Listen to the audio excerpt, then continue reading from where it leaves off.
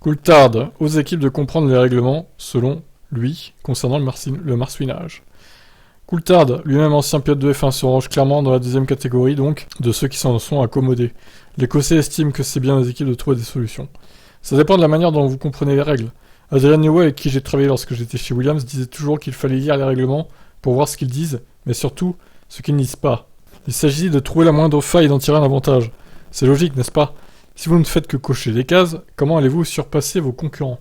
Alors, à l'image d'autres années, comme celle de l'introduction des pneus rainurés ou quand les voitures plus étroites ont été introduites, il y a des mises à jour constantes de la part des délégués techniques. Bien évidemment, les équipes qui en pâtissent le plus font leur possible pour se faire entendre et obtenir un résultat. Tout le monde doit s'adapter au même règlement technique. J'ai été dans une situation où j'ai eu l'avantage, grâce au fait que mon équipe avait fait du meilleur travail. J'ai aussi été dans la situation inverse, où l'équipe ne faisait pas du très bon travail, et vous en souffrez. Parfois, ça sera au niveau du dos.